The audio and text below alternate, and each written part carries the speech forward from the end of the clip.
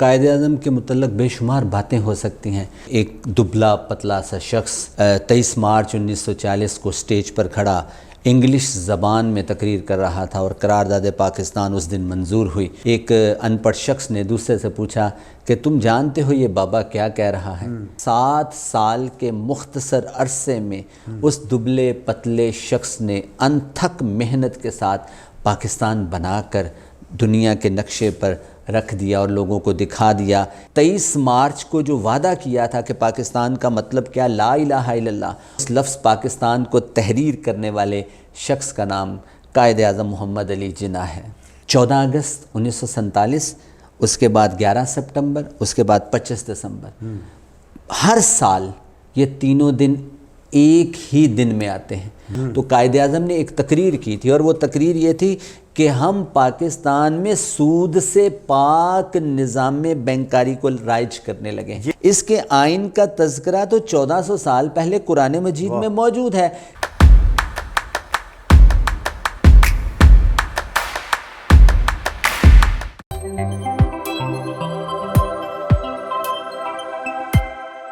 اعوذ باللہ من الشیطان الرجیم، بسم اللہ الرحمن الرحیم۔ جی ایف پی پی سے آپ کا میزبان بشارت حسین، خوبصورت پروگرام بشارت و عرفان کی باتیں لے کے حاضر۔ ناظرین، آج کے اس پروگرام میں ہم اس شخصیت کا تذکرہ کریں گے جس کا ہم پر، پوری قوم پر، پورے پاکستان پر بہت بڑا احسان ہے۔ ان کا یوم وفات قائد اعظم محمد علی جناح ہمارے محسن، ان کے حوالے سے گفتگو ہوگی۔ ہمارے ساتھ آج کے اس پروگرام میں ہمیشہ کی طرح موجود ہیں جناب پروفیسر عرفان اشرف صاحب۔ جی السلام علیکم۔ وعلیکم السلام۔ عرفان اشرف صاحب، آج ہم اس شخصیت کا تذکرہ کر رہے ہیں، ان کی وفات کے حوالے سے ان کا ذکر کر رہے ہیں، قائد اعظم محمد علی جناح، جنہوں نے اپنی جان نچھاور کر کے ہمیں اتنا خوبصورت سا ملک اور آزادی کی فضاؤں میں سانس لینے کے قابل کیا۔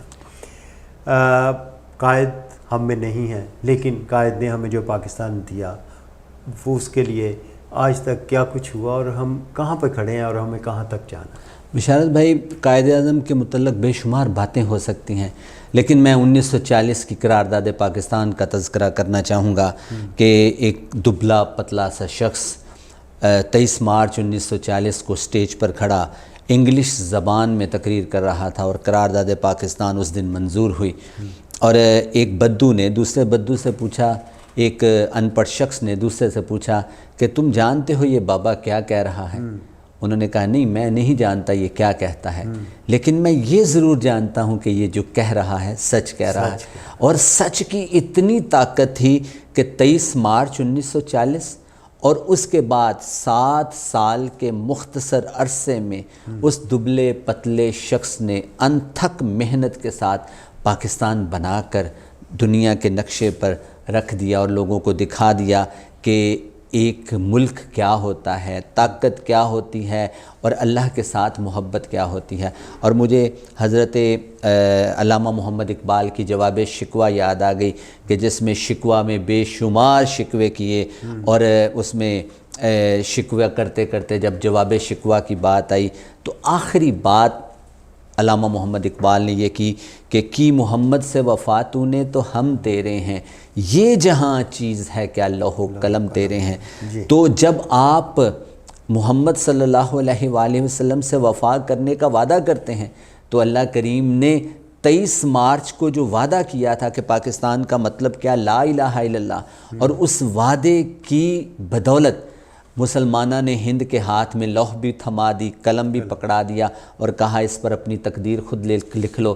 تو ہمارے بڑوں نے اس قلم کے ذریعے اس لوح پر لفظ پاکستان لکھا تھا اور اس لفظ پاکستان کو تحریر کرنے والے شخص کا نام قائد اعظم محمد علی جناح ہے۔ بے شک جی، وہ تو ایک ایسا نقطۂ آغاز ہے 23 مارچ 1940 جب کہ قرارداد منظور ہوئی، اور جیسا کہ آپ نے کہا کہ سچ جو ہے نا اس کی ایک اپنی آواز ہوتی ہے۔ سچ یہ نہیں کہ اس کی کوئی زبان ہوتی ہے، لیکن سچ کی اپنی آواز ہوتی ہے۔ تو قائد سچے انسان تھے، انہوں نے پاک و ہند کے مسلمانوں کے لیے، ہندوستان کے مسلمانوں کے لیے ایک ایسا خطہ مسلمانوں کے لیے منتخب کیا اور اس کے لیے محنت کی، ان کی محنتیں، ان کی کاوشیں اور رات دن کی ان کی محنتیں جو ہیں وہ رنگ لائیں، اور 23 مارچ 1940 سے 14 اگست 1947 تک اس میں پاکستان معرض وجود میں آیا۔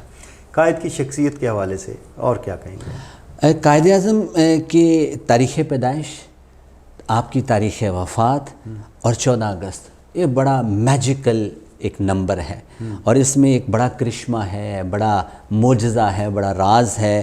14 اگست 1947، اس کے بعد 11 سپٹمبر، اس کے بعد 25 دسمبر، ہر سال یہ تینوں دن ایک ہی دن میں آتے ہیں، اور اس دفعہ یہ منڈے کو آئیں گے، اور اگلی دفعہ یہ ٹیوزڈے کو آئیں گے، اگلی دفعہ یہ وینسڈے کو آئیں گے، اگلی دفعہ مطلب یہ تینوں دن جو ہے ایک دن پہ آئیں۔ یہ معجزہ ہے، اور یہ پتہ نہیں کس طرح اس کا معجزہ ہے کہ قائد اعظم پاکستان ایک دوسرے کے لیے لازم و ملزوم ہے، اور اگر قائد اعظم نہ ہوتے تو شاید پاکستان بھی نہ ہوتا۔ اور آپ نے سچائی کی بات کی ہے تو مجھے ایک بڑی زبردست بات یاد آ گئی، کہتے ہیں سچ وہ جو سچے کی زبان سے نکلے، اور اگر کوئی سچا انسان جھوٹ بولتا ہے تو اس میں کوئی نہ کوئی خیر کا پہلو ہو سکتا ہے، لیکن اگر کوئی جھوٹا انسان سچ بولے تو سمجھے فساد ہے، اور ضرور فساد ہے۔ ہمارے بہت سارے لیڈران ایسے ہیں جو سچ بول رہے ہیں لیکن ان کے سچ نہیں ہے،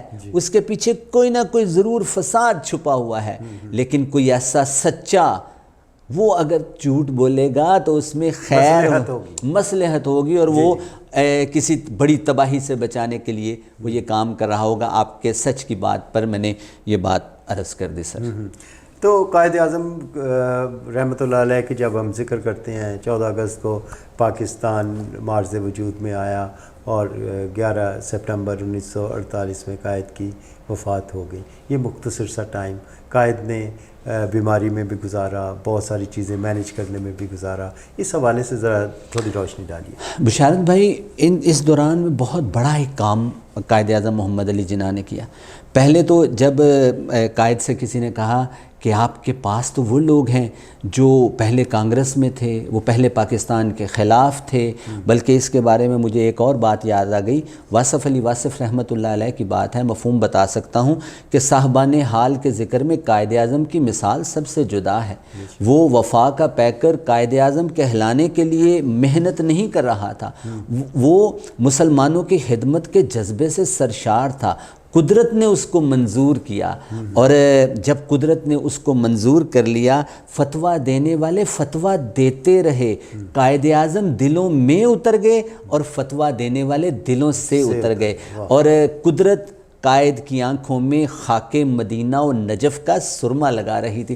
یہ حضرت واصف علی واصف رحمۃ اللہ علیہ کا ٹریبیوٹ ہے قائد اعظم محمد علی جناح کو۔ لیکن چونکہ آج پاکستان کے اکانومی کے حالات بہت پرابلم میں ہیں، تو میں as the student of economy یہ عرض کرتا ہوں کہ 1948 میں 1 جولائی پاکستان کا بہت بڑا کام جو قائد اعظم محمد علی جناح نے کیا تھا وہ یہ تھا کہ اسٹیٹ بینک آف پاکستان کی بنیاد رکھی تھی، اور اسٹیٹ بینک آف کیونکہ ہمارا اپنا روپیہ نہیں تھا، ہمارا اپنا اکنامک سسٹم نہیں تھا، ہمارے اپنے پولیٹیکل نظام موجود نہیں تھا، برڈن آف ریفیوجز بہت زیادہ تھا، تو ہمارے پاس اپنا پیسہ ہونا چاہیے، اپنی اکانومی ہونی چاہیے، اپنا ایسا اکنامک سسٹم ہونا چاہیے جو اسٹرینتھن ہو۔ تو قائد اعظم نے ایک تقریر کی تھی، اور وہ تقریر یہ تھی کہ ہم پاکستان میں سود سے پاک نظام بینکاری کو رائج کرنے لگے۔ یہ جب اس کی اوپننگ ہوئی جس دن اسٹیٹ بینک کی، یہ قائد اعظم کی، اور اوپننگ سٹیٹمنٹ آپ نے واضح کر دیا کہ ہم ایسا نظام معیشت چاہتے ہیں جو سود سے پاک ہوگا۔ اور پھر کسی نے قائد سے پوچھا کہ پاکستان کا نظام حکومت کیا ہوگا، تو آپ نے فرمایا کہ میں کون ہوتا ہوں پاکستان کے نظام حکومت کے بارے میں بیان کرنے والا، اس کا آئین کیا ہوگا؟ اس کے آئین کا تذکرہ تو 1400 سال پہلے قرآن مجید میں موجود ہے کہ اس کا آئین قرآن مجید ہوگا، اس کے احکامات ہوں گے۔ اور اتنا بڑی سٹیٹمنٹ تھی کہ آپ نے پاکستان کے نظام معیشت کو سود سے پاک قرار دیا، اور پاکستان کے آئین کو قرآن و سنت کے تابع قرار دیا، اور پاکستان ایک اسلامی فلاحی ریاست کے خواہاں تھے۔ سر یہ میرا نظریہ ہے، اور انشاءاللہ ایسا ہی نظریہ ہے۔ بے شک۔ تو عرفان صاحب، بات یہ ہے کہ قائد کی اتنی جلدی چلے جانا اس سے کیا ملک کو کیا نقصان پہنچا؟ بہت جلدی، یعنی پاکستان بننے کے تقریباً 1 سال کے اندر قائد اعظم کی وفات ہو گئی۔ بہرحال پھر بھی قائد اعظم پاکستان دے گئے، اور آپ نے ابھی ایک شعر پڑھا کہ قائد اعظم تیرا احسان ہے احسان، اور ملت کا پاسباں ہے محمد علی جناح، ہم بے شمار ترانے بولتے ہیں۔ قائد اعظم تیرا احسان ہے احسان، یہ پاکستان قائد اعظم کا احسان ہے، اور ہم نے 25 سال گزرنے کے بعد قائد اعظم کے احسان کو 2 حصوں میں تقسیم کر دیا۔ اس میں قصور کس کا تھا کس کا نہیں تھا اس بحث میں نہیں پڑتا، لیکن ایک واقعہ ہوا، اور اتنا بڑا واقعہ ہوا کہ پاکستان 2 ٹکڑوں میں تقسیم ہو گیا۔ بہرحال اس کے بعد ہم نے کہا کہ قائد اعظم ہم تجھ سے محبت کا وعدہ کرتے ہیں، تجھ سے وفا کا وعدہ کرتے ہیں کہ وفا تو ہوگی، تجھ سے ہوگی، اے قائد اعظم تجھ سے ہوگی۔ اب مجھے یہ بتائیے کیا ہم قائد اعظم سے وفا کر رہے ہیں؟ پاکستان کے نظام حکومت کو کیا ہم اس طریقے سے چلا رہے ہیں؟ پاکستان کے نظام معیشت کو کیا ہم اس طریقے سے چلا رہے ہیں؟ عرفان صاحب یہاں پہ پوچھنا چاہوں گا کہ قائد کے ساتھ وفا کرنے کا کیا مطلب ہے؟ قائد کے ساتھ وفا کس طرح سے کی جا سکتی ہے؟ سر، آپ اپنے قائد کے ساتھ وفا اس طرح سے کر سکتے ہیں کہ جو آپ کے قائد نے کہا ہے آپ اس کو مان لیں۔ آپ جس سے محبت کرتے ہیں اس کی بات مانتے ہیں۔ محبوب وہ ہوتا ہے جس کی ہر بات مانی جاتی ہے۔ آپ نے کہا کہ قائد اعظم سچے تھے، لیڈر سچا ہوتا ہے۔ آپ مجھے پاکستان کے لیڈرز کے بارے میں ایک بندے کے بارے میں بتا دیں کہ یہ لیڈر سچا ہے، کوئی ایک ایسا شخص جو سچ بولتا ہو۔ قائد اعظم کے بارے میں آپ نے کہا قائد اعظم پاکستان کے ساتھ مخلص تھے، کوئی ایسا قائد جو پاکستان کے ساتھ مخلص ہو؟ آپ نے کہا پاکستان کے ساتھ وہ وفا کرنے والے تھے، کوئی ایسا شخص جو پاکستان کے ساتھ وفا کرنے والا ہو؟ کوئی ایسا شخص جو پاکستان کا درد دل میں رکھتا ہو اور اپنی بیماری کو اس نے اپنے دل میں چھپایا ہو، کسی کو نہ بتایا ہو کہ ان کو کون سا مرض ہے، اور جس مرض سے وہ بہت جلدی ہم سے بچھڑ گئے؟ کیونکہ کسی نے کہا تھا کہ اگر کانگریس کے ان پنڈتوں کو پتہ چل جاتا کہ قائد اعظم محمد علی جناح اس بڑی بیماری کے ساتھ لڑ رہے ہیں تو شاید پاکستان نہ بنتا۔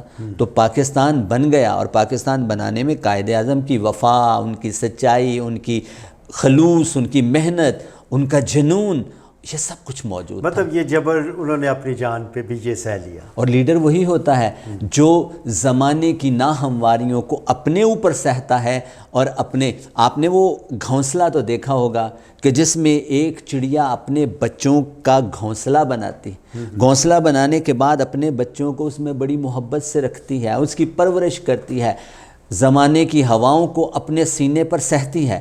تو قائد اعظم رحمۃ اللہ علیہ ایک ایسا ہی پرندہ تھے جنہوں نے اس پورے گھونسلے کو ترتیب دیا، ایک گھر بنایا، اس گھر کو زمانے کی ہواؤں سے محفوظ رکھا، اور ہم سب کی نگہداشت کی۔ ہم چھوٹے تھے، بڑے ہوئے، لیکن افسوس کہ ہم قائد کے ساتھ وفا نہ کر سکے، لیکن ہمارے ترانے یہی کہتے ہیں ہم تجھ سے وفا کریں گے، اور ہم وفا نہیں کر پائے۔ قائد کی قربانیاں یقیناً بہت زیادہ ہیں، جان سے لے کے ہر چیز انہوں نے پاکستان کے لیے قربان کی، اور آج یہ دن ان کی وفات کا دن ہم اس حوالے سے گفتگو کر رہے ہیں۔ اپنے GFPP کے ذریعے اپنے دیکھنے والوں کو، اپنے نوجوانوں کو قائد کی زندگی کے حوالے سے کیا پیغام آپ کو؟ پیغام صرف ایک ہی ہے، قائد اعظم سچے تھے، وہ سچ کے علمبردار تھے۔ سچ بولنا سیکھیے، اپنی زندگی میں سچ کو لاگو کیجئے، اور پاکستان کے ساتھ وفا کیجئے۔ اگر آپ ڈاکٹر ہیں تو آپ اپنے پیشے کے ساتھ انصاف کیجئے، اگر آپ استاد ہیں تو ایک ایسی قوم ترتیب دیجئے کہ جو معاشرے میں ایک مقام پیدا کر سکے، اگر آپ بیوروکریٹ ہیں تو اپنے پیشے کے ساتھ انصاف کیجئے، اگر آپ کسی بھی شعبہ ہے زندگی سے تعلق رکھتے ہیں تو اپنے شعبوں کے ساتھ انصاف کیجئے۔ اور میں اکانومی کا اسٹوڈنٹ ہونے کے ناطے بزنس کمیونٹی سے یہ دست بدستہ عرض کرنا چاہوں گا کہ اتنا اچھا صاف پاکیزہ بزنس کیجئے تاکہ آپ کے ملک کا اکنامک سسٹم سٹرینتھن ہو، اور جب آپ کے ملک کا اکنامک سسٹم سٹرینتھن ہوگا تو انشاءاللہ ہماری دنیا میں بھی ایک آواز ہوگی۔ اور اسی پیغام کو میں چاہتا ہوں کہ عام ہو، کہ خدا کرے کہ میری عرض پاک پہ اترے، وہ فصل گل جسے اندیشہ زوال نہ ہو، یہاں جو پھول کھلے کھلا رہے صدیوں، اور یہاں خزاں کو بھی گزرنے کی مجال نہ ہو۔ واہ جی، بہت خوب جناب عرفان اشرف صاحب۔ آج قائد کی وفات کے حوالے سے ہم گفتگو کر رہے تھے، قائد کی جو صلاحیتیں تھیں ان کو بھی ڈسکس کیا، اور نوجوان نسل کے لیے یہ پیغام دیا کہ آج سے ہی قائد کی خاصیتیں جو ہیں ان میں جو خوبصورت چیزیں تھیں ان کو جانچنے کی کوشش کیجیے، اور ان کے خیالات کے مطابق پاکستان کو ڈالیے۔ یہ نوجوان نسل کا کام ہے، اور انشاءاللہ جب آپ لوگ آگے بڑھیں گے تو ہمارا پاکستان گل و گلزار ہوگا، خوبصورت ہوگا۔ اپنے میزبان بشارت حسین کو یہیں سے اجازت دیجیے گا۔ اللہ حافظ۔ پاکستان زندہ باد۔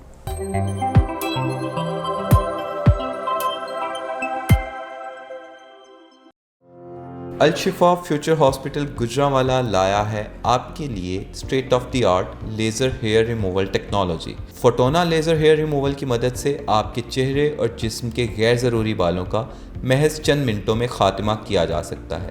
اگر آپ اپنے چہرے اور جسم کے غیر ضروری بالوں سے نجات حاصل کرنا چاہتے ہیں تو دیر نہ کیجیے، ابھی ہمارے دیے گئے نمبرز پر رابطہ کریں۔